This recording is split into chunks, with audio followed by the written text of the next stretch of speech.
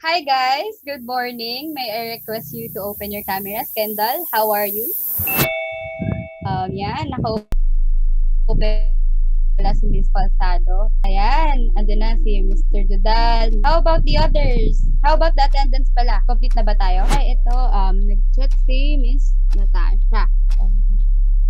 That's okay, Miss Natazsa. It's understandable naman. Attendance, please. Miss, present na po lahat except po kay De La Cruz po. De La Cruz. Apa. Si Aya, no? Si Aya De La Cruz. Napapansin ko mukhang nakailang absent na siya sa classes natin. Sino bang kaibigan niya? Miss, ang alam lang po namin na hospitalized po yung tatay niya kagabi. Then nag-message po siya sa amin if may alam kaming may bilan na oxygen tanks. Pero after nun po, no, wala na po. Ganun ba? Let's pray that her family is safe and hopefully maging okay yung tatay niya, no? But for now, let's just continue our discussion. This is our week 3, day 2 for today's class. And kamusta naman guys? How are you? The modules? Nakakasabay pa ba?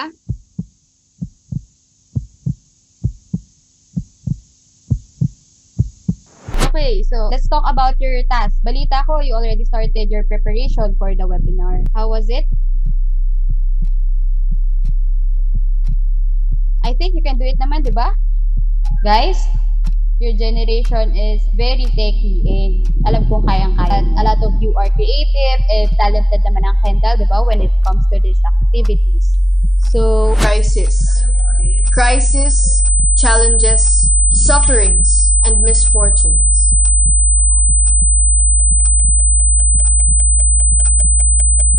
Lian?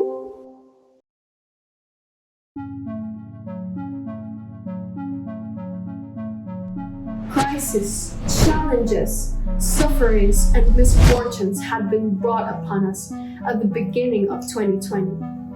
Different calamities were experienced across countries. Australian bushfires, flash floods in Indonesia, earthquakes in Turkey, volcanic eruptions in the Philippines have occurred and have resulted in vast amounts of deaths. All of these happened without knowing that this is just the tip of an iceberg. On March 11, 2020, COVID-19 was declared as a pandemic by the World Health Organization. With such an extensive reach and immense magnitude, the world braces itself for the impact. Lockdowns were imposed, people were forced to stay at home, many lost their jobs, and worst, many have suffered and are still suffering from the grueling days filled with battling the disease caused by the virus. In fact, according to the current statistics of JHU CSSE COVID-19 data, the death toll of COVID-19 worldwide is already 3 million and still increasing. Aside from the number of casualties, the global economic state was also greatly affected. It was proven by statistics which claim that the pandemic crisis resulted in the decrease of global gross domestic product or GDP by 3.4%. Imagine the effect of this on the lower sectors of every economy, especially for small and growing businesses. Owners were left with no choice but to reduce employees or close their businesses and instead use their money to buy their necessities during the lockdown. Aside from the global economic decline, the COVID-19 pandemic also had a profound impact on the field of education, both formal and informal. According to UNESCO, around April of 2020, which is also the peak period of the pandemic, the total number of affected students reached a staggering number of 1.5 billion.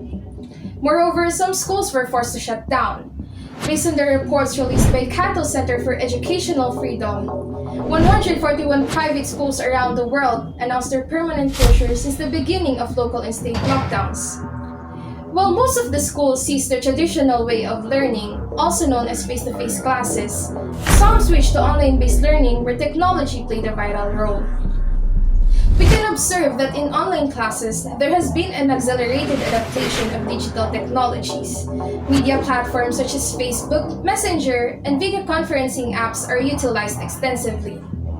In addition, the internet has made access to information and boundless sources more convenient for both teachers and students. In just a few clicks, all desired facts and details can be presented right in front of you. All you have to do is evaluate and use critical thinking skills to consume accurate information.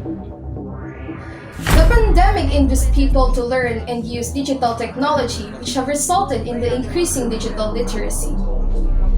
But the question is it right to consider online learning as a solution for today's education?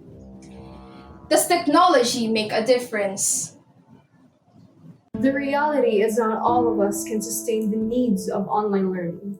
In fact, as per news from Inquirer, enrolled students for the academic year 2020 to 2021 declined more than 25% compared to the number of enrollees before the pandemic.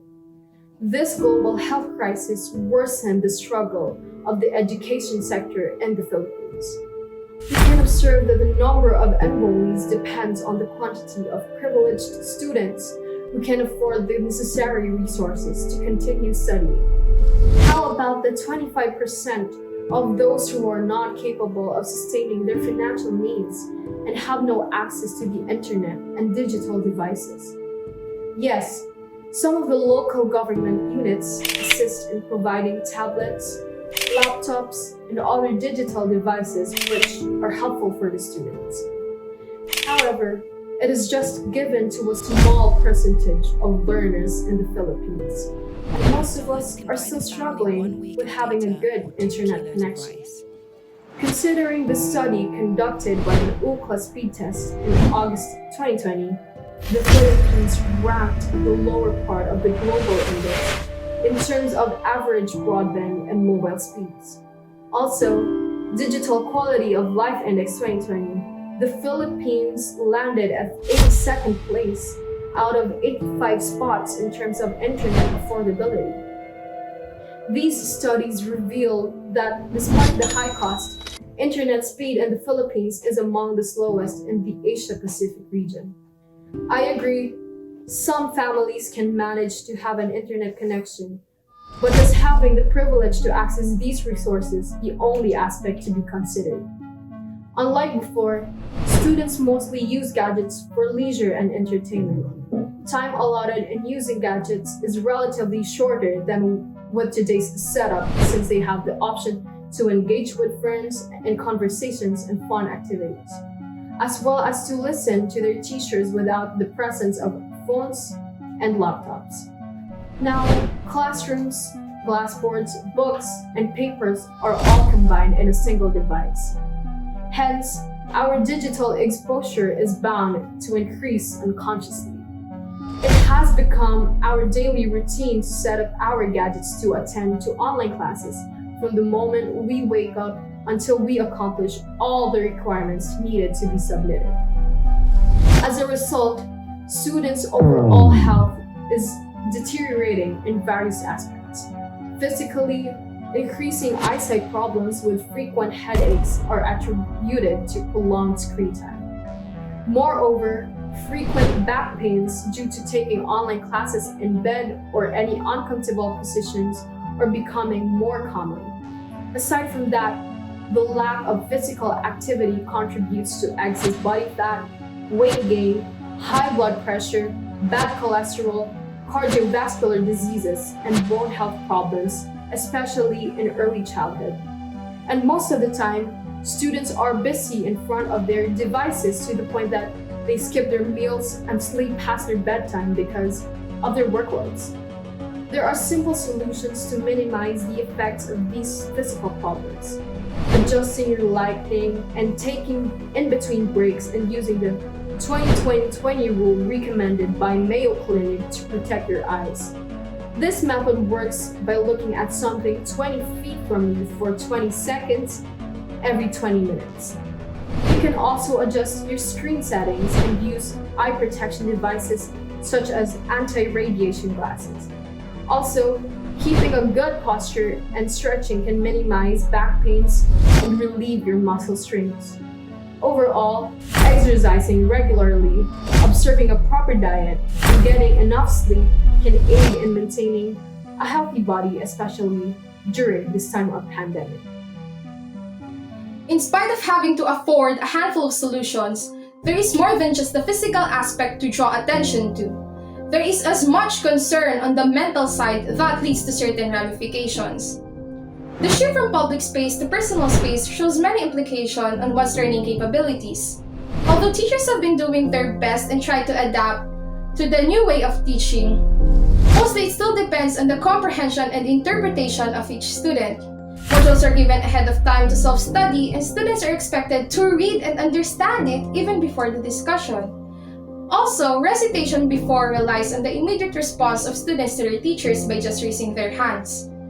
Today, especially during flip synchronous sessions, typing the answers to be sent on group chats tends to consume longer time, hindering the smooth flow of the discussion. Not mentioning the other technical difficulties that may also occur. Additionally, some students frequently rely on searching answers from the internet and use the copy-paste method instead of providing answers based on their own understanding, just to provide and obtain recitation points for that day. Moreover, communication between teachers and students is troublesome. Definite feedback is not given at all times, leading students to a state of uncertainty whether learning competency about a particular lesson is met or not.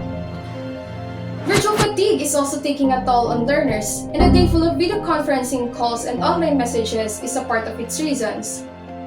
These daily rituals is mentally draining because our brains are unable to process information in the way it's accustomed to. Our brain needs to work harder than usual to interpret the nonverbal cues it's receiving.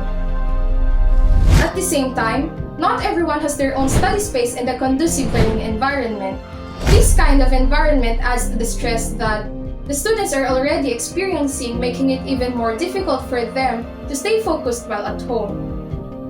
Before, there was an absolute boundary between home and school, but with today's online setup, every task seems to intersect no matter how well you manage it.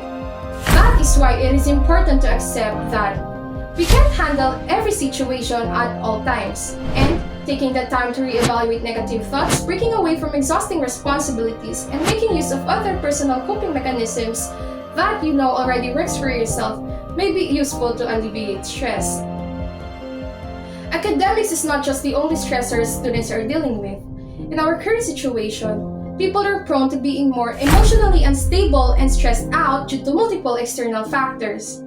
Imagine it has been more than a year since the pandemic surprised us, and there is still a continuous increase in the number of COVID-19 positive cases, people suffering from the loss of their loved ones, fear of acquiring the virus, unemployment, and state incompetence and negligence. With all this chaos happening around us, the recent studies have shown that aside from stress, depression, anxiety, and suicidal thoughts skyrocketed in our country. And according to the report of Science Daily, the prevalence of depression and anxiety around the world were 24% and 21% respectively. They also added that Asian countries contribute to the 18% of mental illnesses. Meanwhile, despite the Philippines being consistently ranked as top 5 in the Global Optimistic Index as stated by the National Center for Mental Health, a significant increase in the number of monthly hotline calls rises in numbers from 80 calls pre-lockdown to nearly 400. Furthermore, based on the latest statistics given by the Philippine Statistics Authority, suicide cases increased by 25.7% in 2020, moving it from 31st place in 2019 to 27th place in 2020 as a leading cause of death. As the Philippine economy struggled to reopen due to failed pandemic response, the number of deaths due to self-harm also increased. These statistical data are not just only merely numbers. These numbers are actual numbers of human lives and people having troubles with their mental stability. Thus, mental health should be taken seriously and given proper attention to prevent severe impacts. Due to home confinement, interaction with friends and other people is limited to online communication only. This may also affect students' mental health because In worst cases, some cannot even engage with their friends due to the lack of resources such as internet connection. For this reason, open communication inside their homes is the best option to solve this issue because they are the only people they can interact with daily. Parents have a significant role in taking care of their child's welfare. Yes, all parents have different principles, but all of them should know how to listen to their children because neglecting their child's thought when they are just starting to open up with their struggles may make them feel invalidated.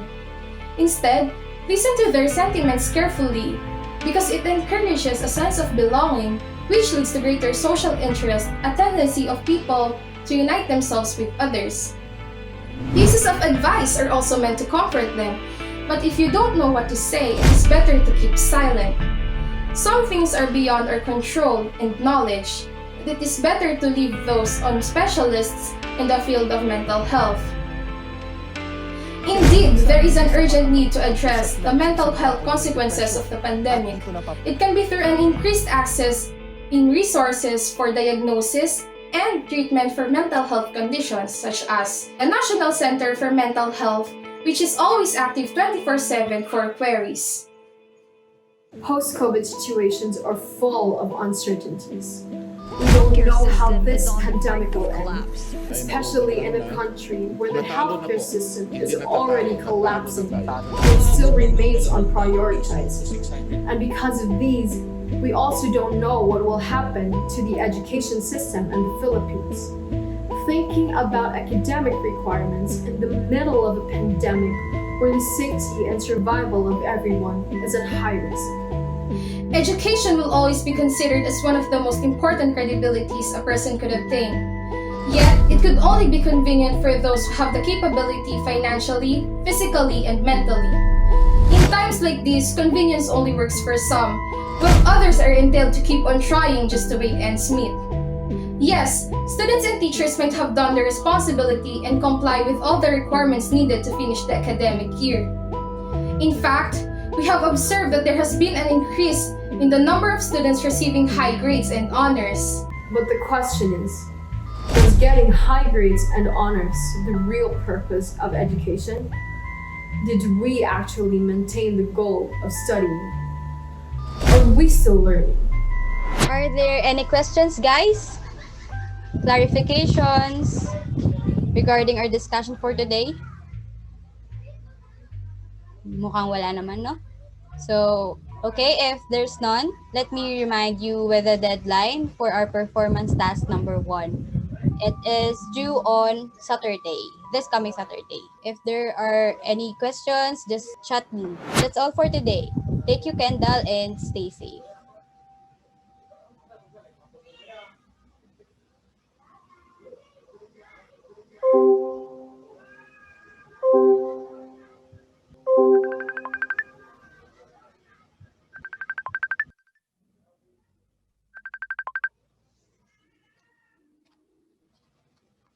Hello. Good morning po, sir. Ay ma'am, let me ask you kung willing ka maging writer ng fourth quarter modules. I talked to other teachers na and they refused na. Ask ko lang po, sir, if there are any form of compensation. Sige, we will talk about that later na lang ma'am. Okay po, sir. I'll confirm na lang po later. Thank you ma'am. You're really passionate nga into your career ha. Okay. Sige. Talk to you later ha. Okay po, sir. Thank you po.